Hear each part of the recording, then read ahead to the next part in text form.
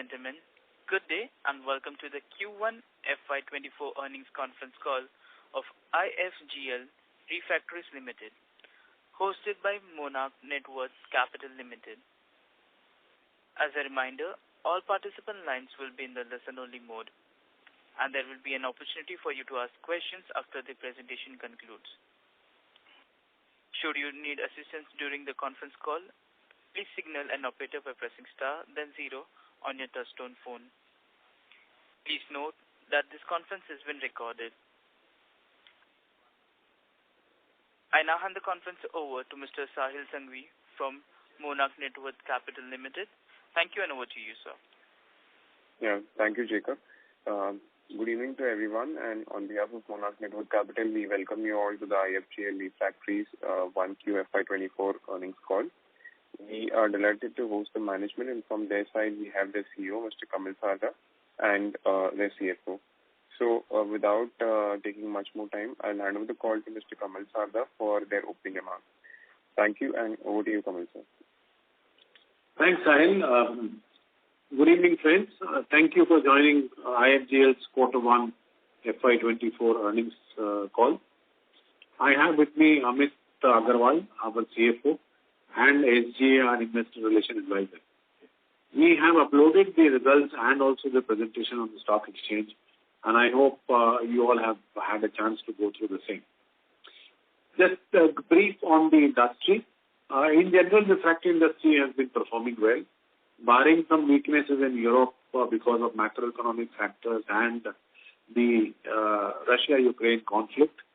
Considering the steel industry's viewpoint, the subdued global economic recovery has had some dampening effect on the worldwide steel production. But steel industry in India is on an expansion mode, catering to increase the demand of government's initiatives for bolstering infrastructure development and capital goods manufacturing. India's steel consumption has grown by over 10% Y-on-Y in FY2022-23. To align with the steel industry's growth in India and its transition, IFGL has undertaken a massive expansion program in all its locations in India.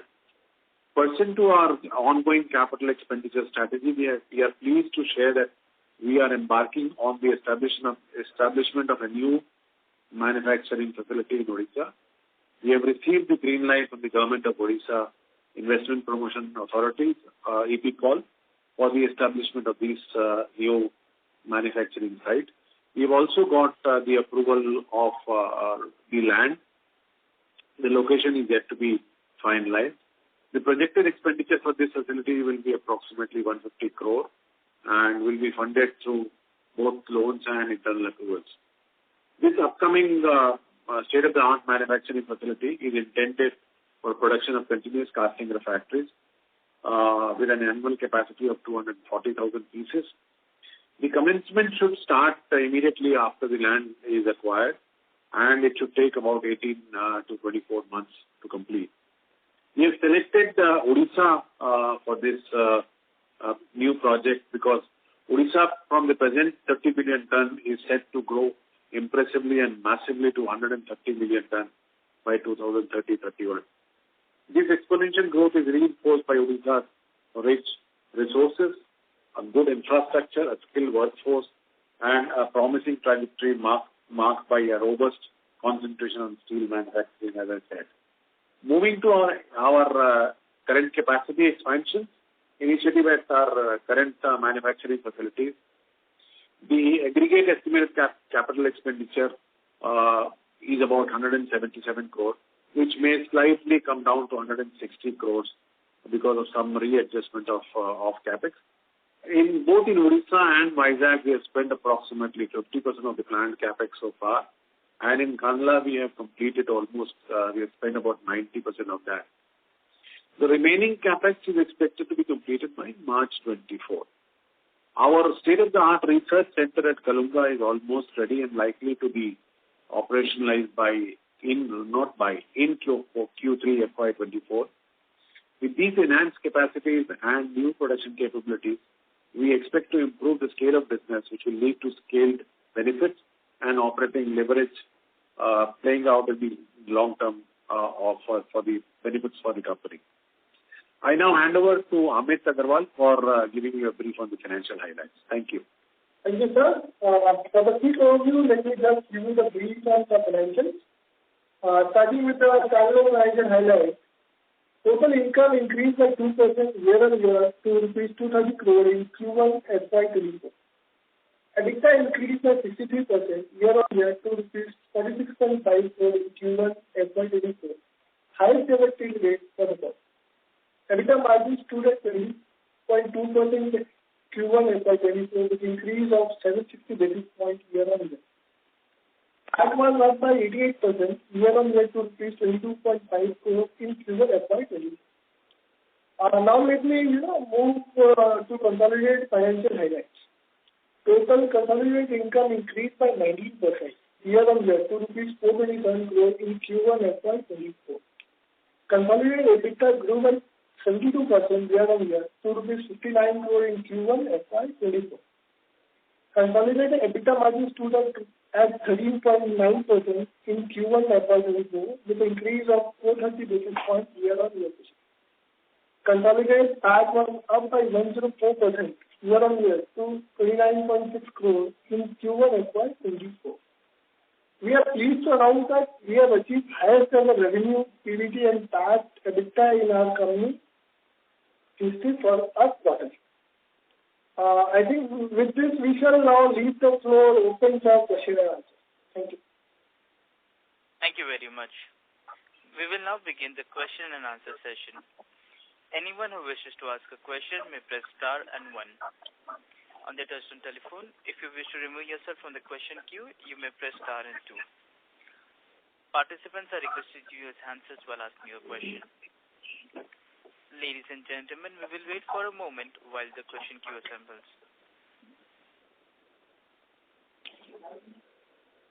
The first question is from the line of Aditi Sawant from ADM Advisors. Please go ahead. Yeah, hi. Thank you so much for the opportunity. My first question is, could you please provide information on how the funding for the new 150 crore project in Odisha will be arranged?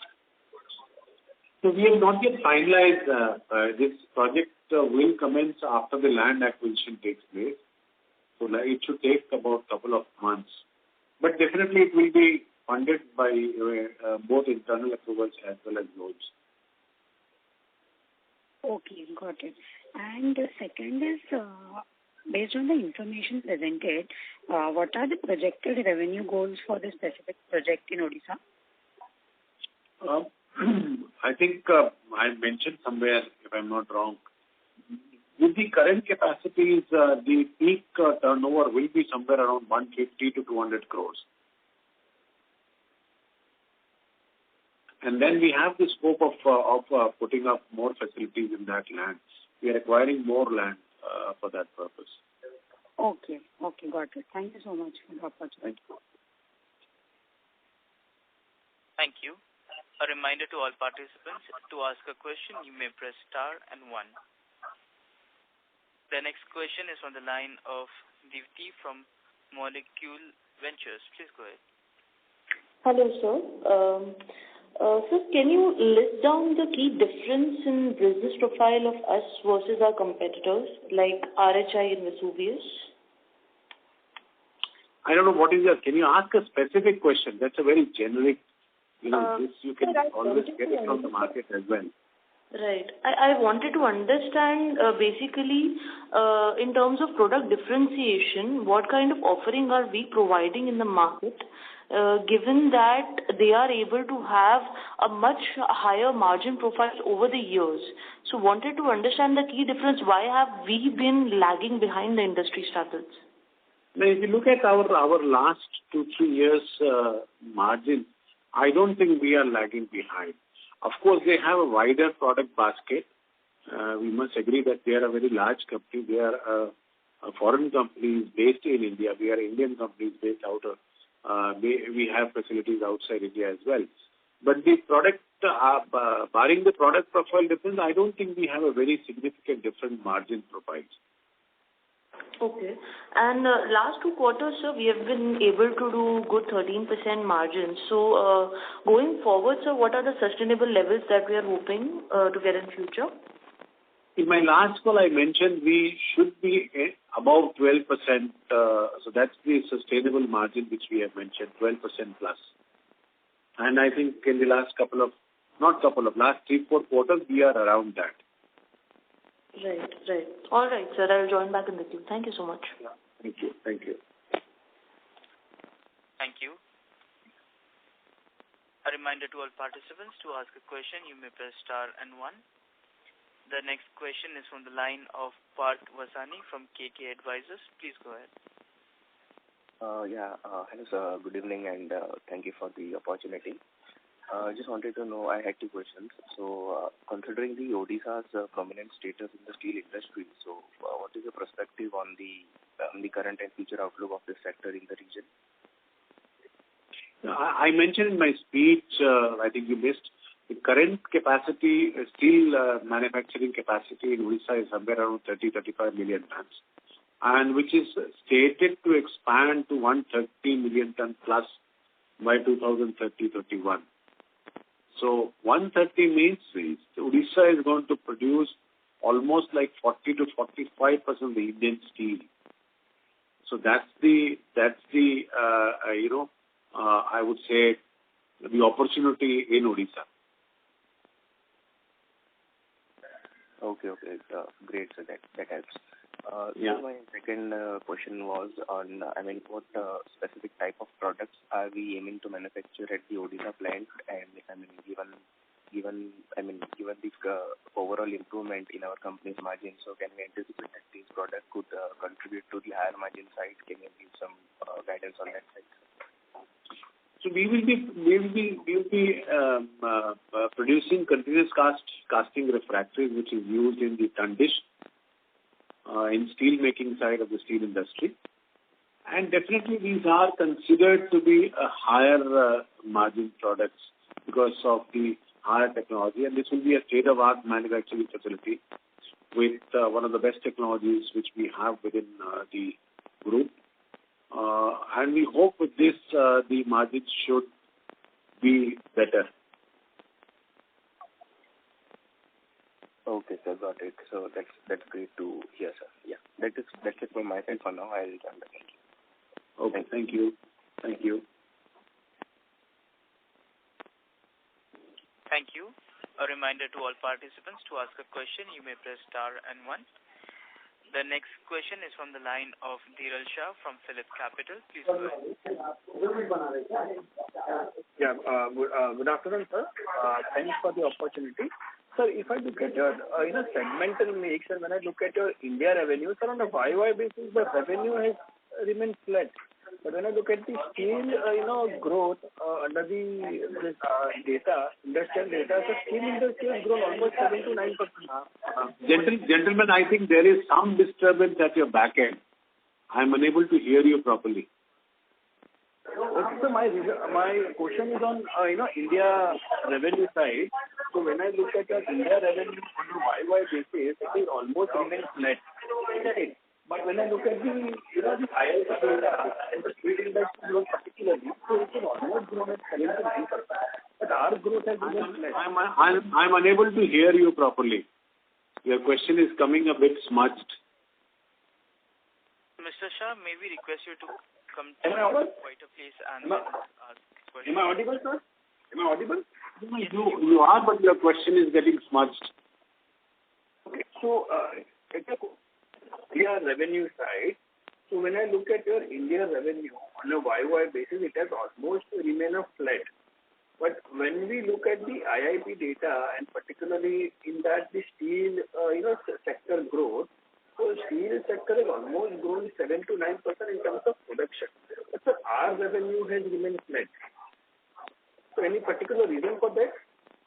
No, this could be quarterly aberrations here and there, but I think we have grown. If you look at our growth between 21-22, 22-23 and 23-24, we have grown. I think our growth is almost like 8 to 9% compared to the previous quarter. So So then what is the reason for quarterly here and there, but I think we have grown between the March 22 figures, March 23 figures, and June 24 figures. So June 23 figures. And so what is the outlook for the India business side for the full year FY24? So we should be growing at around 10 to 15%. Okay, and so what is the current capacity utilization across the plant that we have? It should be about 70% across. Okay, and so this is across the product that we manufacture? Yes. Okay, and so any reason for the sharp improvement in the margins in the overseas business particularly? Sorry?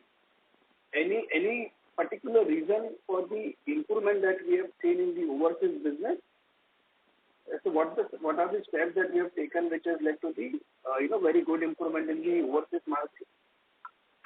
If you are comparing with the quarter one of 22-23 compared to quarter one of 23-24, if you recollect, we have acquired Sheffield Refractories in February 23. So in the first quarter, Sheffield Refractories full quarterly figures have come in. So that is one of the things. But other than that, I think all the other our US subsidiaries have done comparatively well. They had not done well in the first quarter of last year. Okay. Got your point. Thank you so much. Yeah, thank you. Thank you. The next question is from the line of Rushabh Shah from Anubhuti Advisors LLP. Please go ahead. Thank you for the opportunity. Sir, first question is existing for, I just wanted to understand how much revenue did Sheffield contribute this quarter and what it was for us in the fourth quarter last year? Well, I think in the last year it was around, if I'm not wrong, around 20 crores. And in this quarter is about 54 crores. 54 crores. Okay. And just wanted to understand more specific to Sheffield. So Europe margins were sequentially compressed sharply this time around. So was this related to Sheffield or there was some one-off in the European business? No, there's nothing which is one-off here. It's just the general margin trend which is there. Okay. So Sheffield margins are also more in line with what our European existing margins. Yes, please. Okay. And sir, with respect to, I think, 150 odd crores, excluding that Orissa expansion, what we are doing, the other capex plans will that be contributing anything in this year? So this year, only the Vizag plant has been commissioned in 2021 and 22. So that has contributed a bit of it. But rest of that is getting commissioned by middle of this year and end of this year. Okay. And what can we basically bake in with respect to how much revenue can this incremental capex help us, maybe any asset turn, or how much can we expect for the combined capex to help us in top line? On the brownfield expansion, I mentioned on the peak full capacity level, it will be around 3x. On a greenfield, I have already mentioned in the Odisha new plant, which will take about 1.5 to 2 years time to complete. Okay, so and Orissa would contribute how much on the greenfield part? About 150 to 200 crores at the peak level. Okay, 150 to 200 crores. Okay. Yes. And just one last question. If you can give a color of how the overseas guidance on how the overseas business outlook is looking as of today, and US and Europe. Europe is still having some issues. We hope that H2 should be better. So if there is a recovery in H2, European companies or European market should do well. US is doing well. US is doing, I think, comparatively well. So US will continue to remain at a good levels in this year, this financial year also. Okay. Understood, sir. Thank you so much for the opportunity. Thank you. Thank you.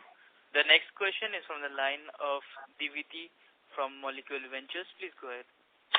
Hi, sir. I have some follow-up questions. So on the Apex side, have we developed the technical know-how in-house currently? Sorry, which side you're talking about? What is that? On the capacity expansion that we are doing, all the technical know-how that is available with us is in-house right now, or are we sourcing it from somebody else? Everything is our own developed. And then to add to that, we are putting up this research center, which is going to get operationalized in quarter 3. So that will add to our technical strength. Right. So we have not been using Kurosaki's technical know-how for the last 5-6 years, if I'm not wrong, correct? Maybe more than 10-15 years. Okay. And so my next question is, can you throw some light on after-sales services to our clients as to how efficient we are, and just some details on that would be good. Our products are all consumables. So in that, there is nothing called after-sales service. They are a service when the product is sold. So we sell those products and also make, do the application contracts also. All right. Most of the contracts in India are apply and supply. Okay. Sorry, supply and apply, other way around. Okay, sir. So one number-specific question that I had. In FY21, after the change in the Income Tax Act, we were not supposed to amortize our goodwill, which, we passed as a special resolution to write it off as one-time payment and just adjust it against reserves. But even after that, we have been amortizing goodwill every single year. So going forward, how are we going to adjust? Are we doing it one time, or we are just going to let this entire amortization happen? We will continue with the amortization till the goodwill is there. I think we have 4 years left. So I think we were advised not to go in for such kind of adjustments. Right. Okay, sir. Yeah. Okay. Thank you. But in any case, it's a non-cash item which will get amortized over a period of time. It's a non-cash charge. Right, but sir, I was under the impression that under income tax we are not allowed to amortize goodwill anymore, and we have to either adjust it against your deferred tax. No. There are two things. Under income tax, they will not be allowed as a deduction.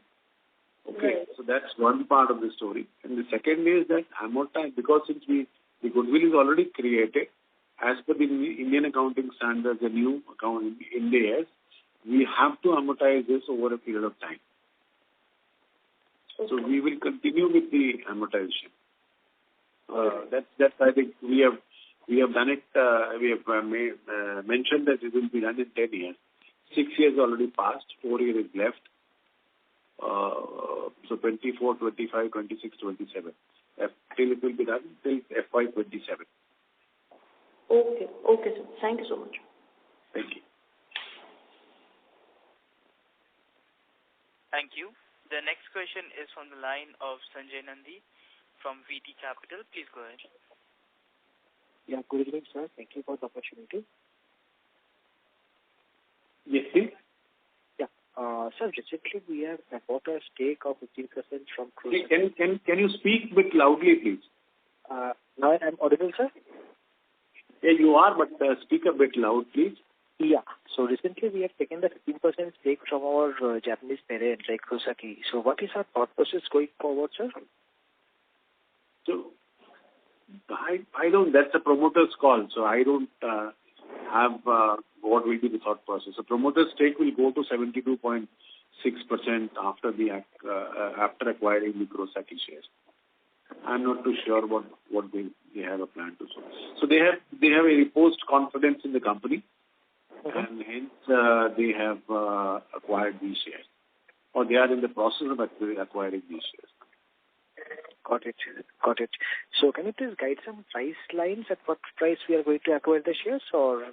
It is already mentioned in the stock exchange it will be acquired at 200. That's the 200 rate at which the agreement was signed.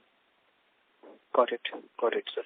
And can you just guide us on the overall top line growth, what we can achieve going forward, considering all those capexes in Odisha and some other capexes, like what kind of top line we can expect in next 2 years? What we have mentioned in the past, I will maintain the same, that we are talking of doubling our turnover in 5 years' time. Doubling of 5 years. 2021 to 2026. And that the margin will be expected at 12% fixed. So that's our plan of action. That's how the capex and all other things are in the same line. Got it. Thank you so much, sir. Come back in the queue. Thank you. Thank you. The next question is from the line of Lakshmi Narayan from Tunga Investments. Please go ahead. Yeah, thank you so much. Couple of questions. One is that if I look at our revenue mix over the last couple of years, our traded goods in standalone has actually gone up substantially, right? Now, the capacity which you are, first is what led to that, and second is the capacity which we are actually building, whether it will actually reduce the bought out items and thereby increasing the margins. How does one think about that? Yeah, you're right. Some of the products which we plan to manufacture, I think we are trying to source it so that we are into that business already. Like magnesia carbon bricks, we are presently importing and selling, and we are putting up that plant in Vizag. So that will, I think, significantly switch from traded to manufactured goods. And obviously, when we manufacture, the margins will improve from there. Got it.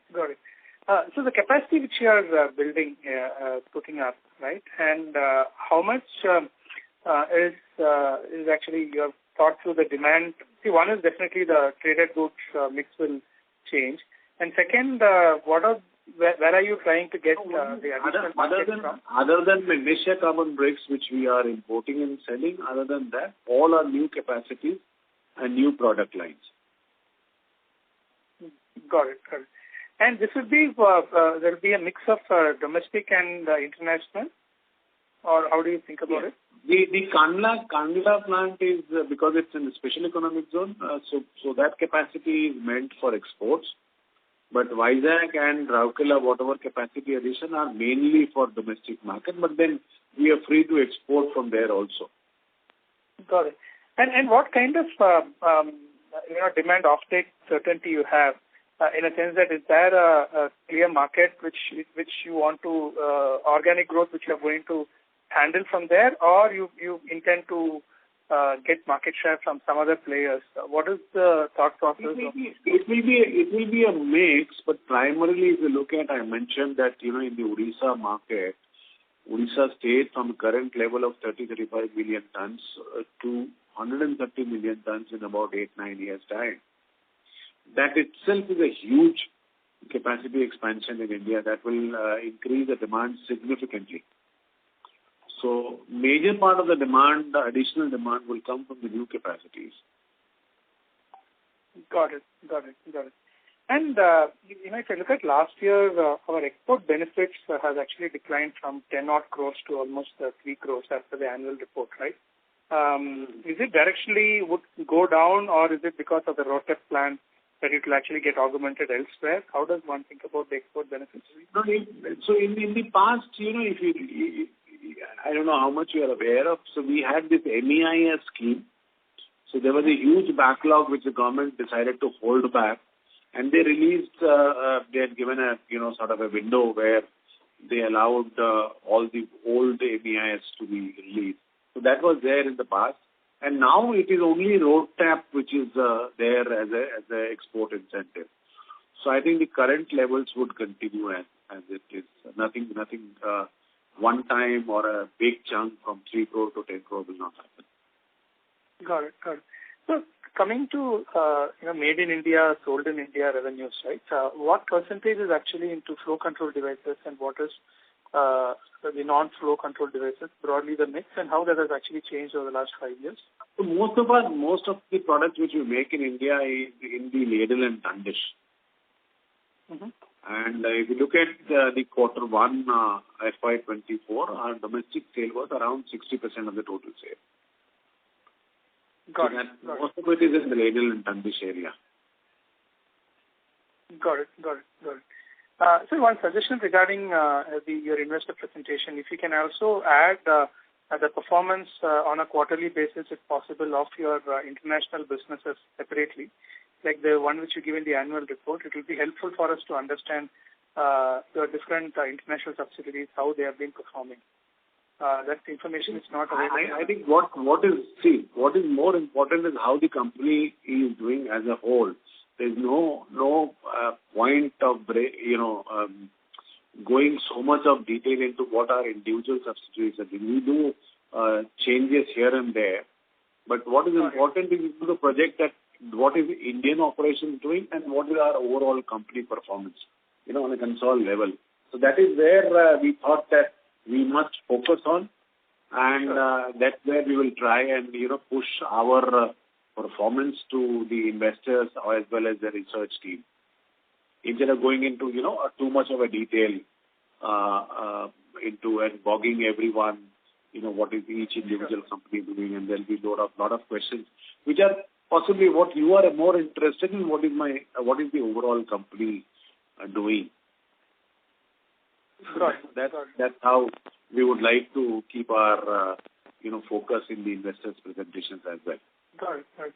And one question regarding I will take your suggestions. I will discuss with my managing director. Whatever is suitable to you. So I will discuss it. I've taken your suggestion. Thank you. Regarding one last question regarding the refractory industry in India, particular, right? So while on one side we are having increased steel production and also high quality steel that is going to come up, I see that there are industries consolidating now. How do you see it over the next 5 years? How the top top 5 players in the industry would shape up? Are you already seeing a significant consolidation like what we hear?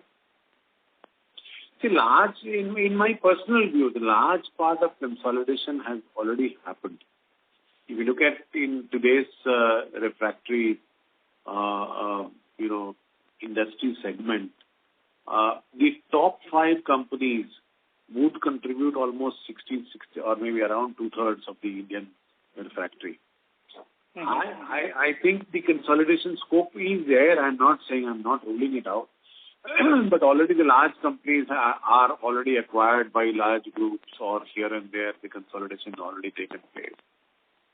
But then, but more than that it goes into that sort of a one company becoming too big. Got it. Then what is I think the major part of consolidation, to me personally, looks like is over. Got it. Thank you, sir. I'll get back in queue.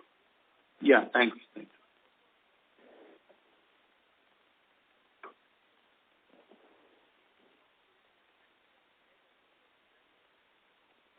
Thank you. Hello. We have the next question from the line of Vignesh Iyer from Sequent Investment. Please go ahead. मेरा question. Hello. Sir? Yes, Mr. Iyer, you may proceed with your question. Yeah. Hello. Yeah, thank you for the opportunity. If I heard it right, you said the capacity utilization is around 70%. So just to get the idea about the industry, what is the usual maximum capacity utilization that the industry can reach? Is it 80, 85 or 95, 100? I'm sorry, I've not been able. Hello? I'm sorry, I've not been able to hear your question. Can you repeat? It looks like there is a network issue somewhere, either at your end or at my end. Okay. Can you hear me now? Hello? Yeah, this is better. Yes. This is better. Yeah. Okay, fine. So just to get the understanding of the industry as a whole, I mean, if I heard it right, you are running your capacity at 70% utilization as of now. So what is the maximum utilization usually that this industry can reach? Like it is 80, 85, or is it like a product where it can reach 95, 100 as well? Yeah. Some products it can reach us in our company also. Some products we are already running at 100% capacity. Yeah, so this is 100%. Why not? Okay. Right. So since I'm new to the industry, I'm just getting the hang of things, right? So that is. So another thing is, interesting to when I look into the. It looks like. It looks. Hello. Hello. Yeah. Hello. It looks like there is a network problem. I don't know where is the network problem, at my end or your end. I can hear you correctly. Hello, am I audible now? But so which means the network is at my end. Yeah, you are audible, but your question gets sometimes some part of it I'm unable to hear. Okay, sir. I'll probably get back in queue then. Yeah. That's right. Yeah.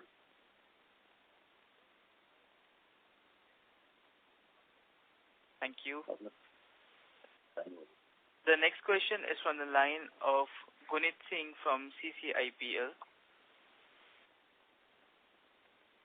Hi, sir. I want to understand the price realizations in Q1 and Q2 and as compared to previous years.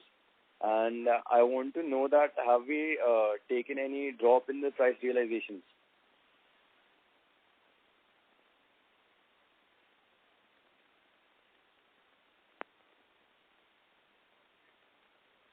Hello. Mr. Singh, request you to stay on hold as we are reconnecting the management line now. All right.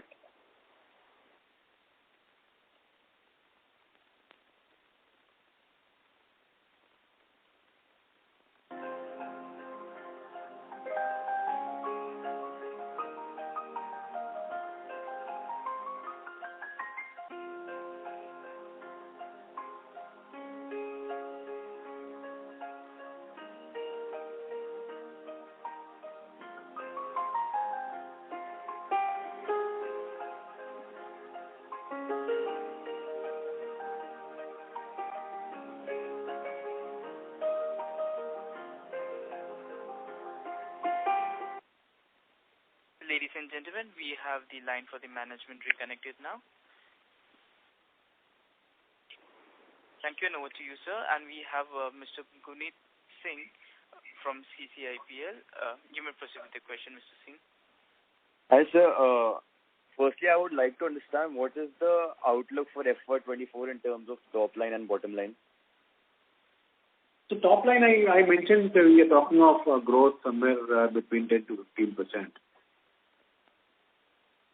And I think somewhere or the other I had mentioned we are talking of a consolidated turnover of 1750 plus. All right. And what kind of margins can we expect in FY24? So console is 12. Console, my guidance is about 12% plus EBITDA margins. All right. And what have the price realizations been in Q1 and Q2, and how do they compare it with, say, the same period last year? So in the Q1, we have got some indications of price relations to be going down.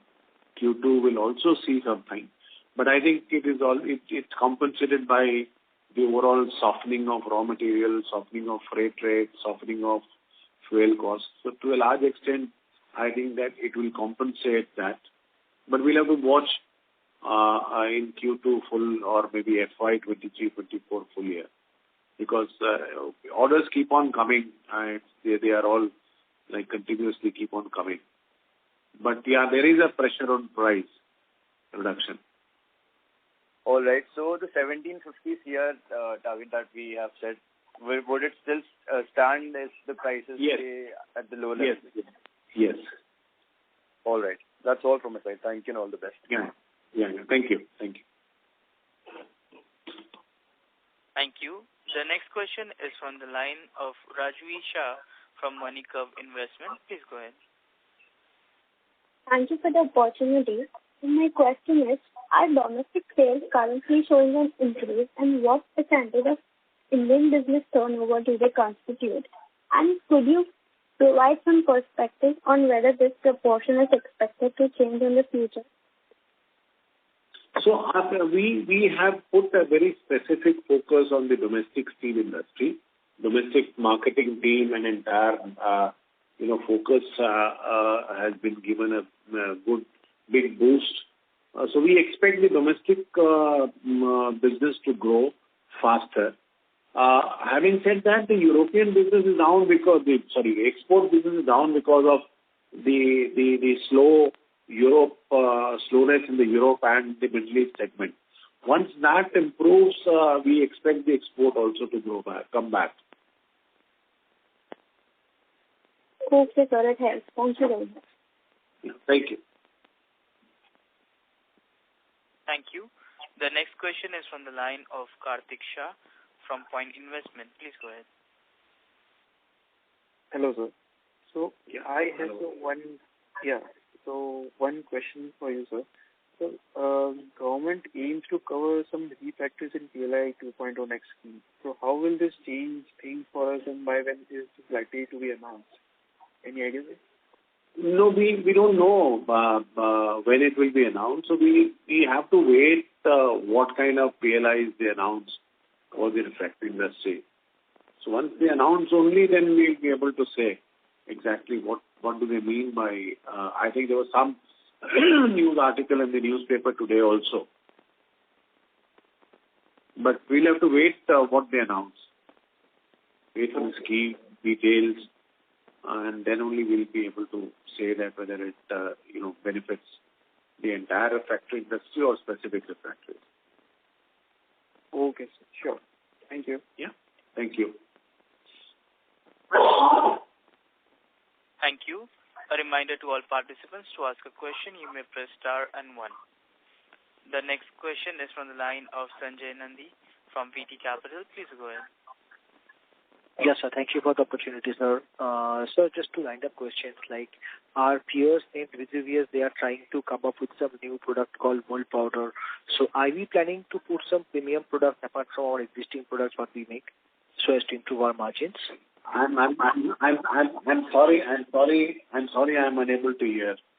Sir, I'm just trying to say, like, our peers, Vesuvius, they have came up with a new product kind of like mold powder, which will be a margin accretive business. So are we planning to put some products in our line from which we can improve our overall margins? So all the product lines which we are trying to put are for both top line and bottom line growth. So we are also putting that mold casting flux mold powder plant in our Visakhapatnam plant. Okay, we are doing that thing in Vizag.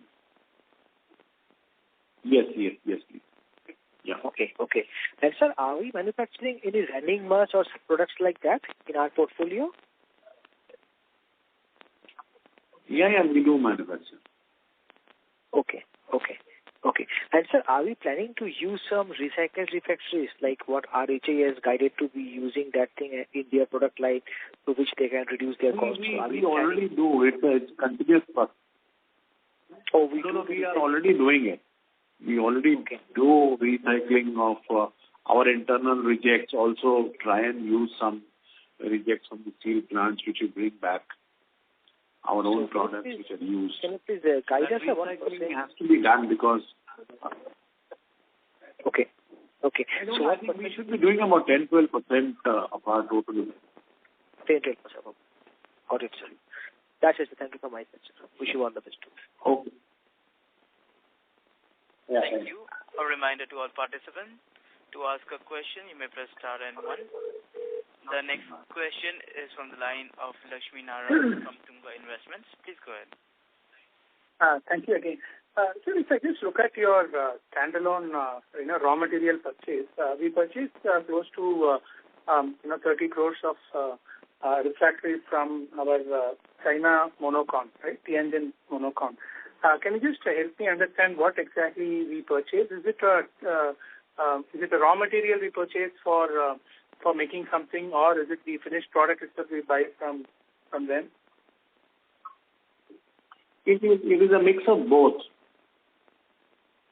It's a mix of both because they are stationed there. What in China is what happens is sometimes you need to inspect the goods, and they would like to sell in RMB.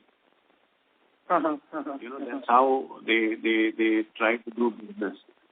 So that's why it's a mix of both raw material as well as some of the finished products also which we import through our Chinese operations.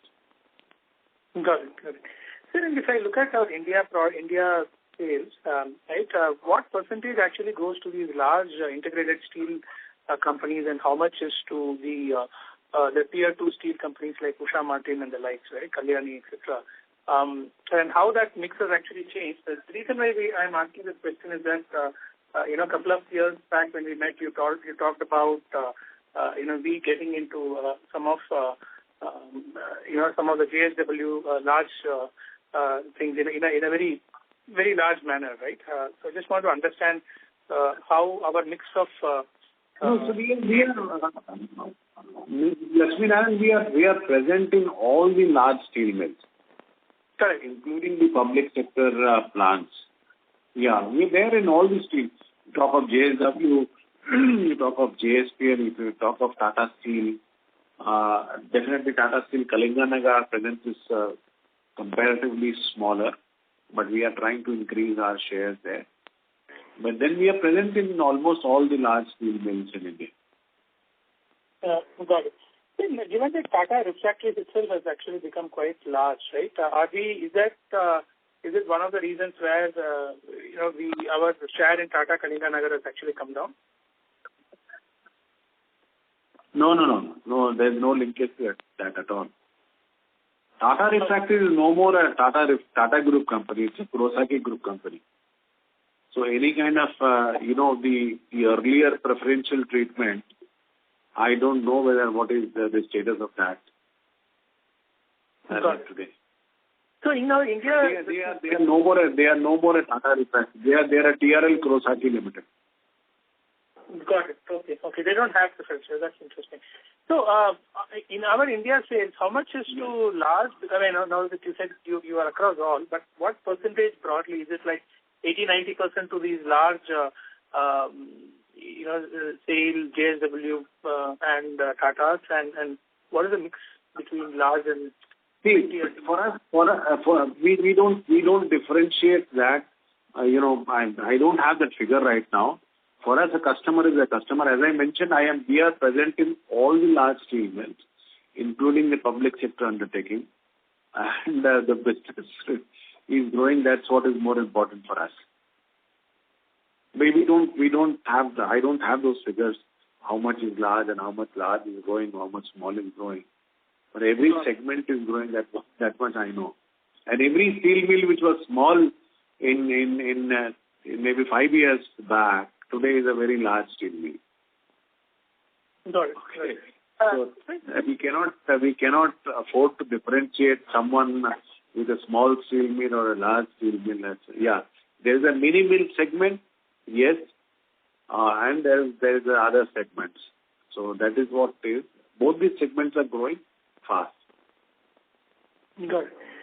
So there is definitely a movement towards giving refractories as a solution, and also there is a significant amount of technology is also going in terms of automating refractories, etc. Right?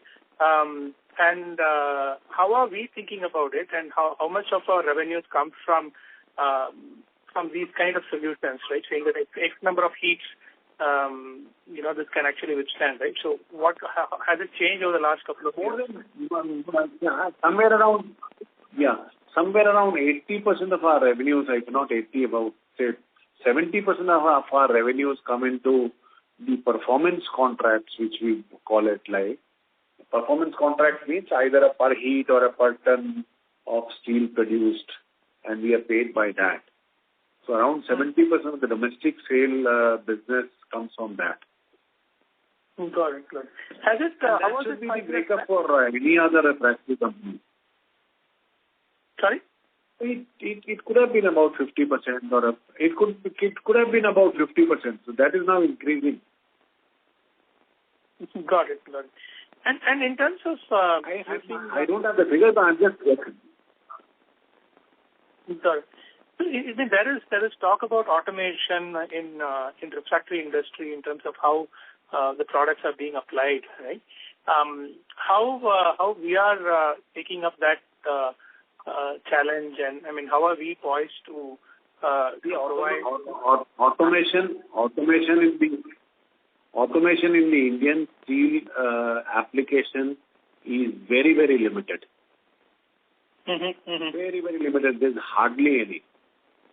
There's hardly any automation. So I think it's some sort of a marketing tool which somebody is trying to apply. But in Indian steel industry, the automation is hardly any. Good. And there are multiple ways of steel manufacturing. Right? It's more about safe application practices, which of course definitely we are very clear on that these application procedures have to be very safe.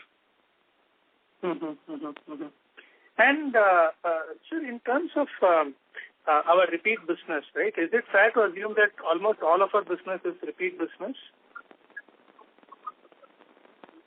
Yes. Got it. Thank you, sir. I'll come back in queue. Thank you. Ladies and gentlemen, to ask a question, you may press star and 1.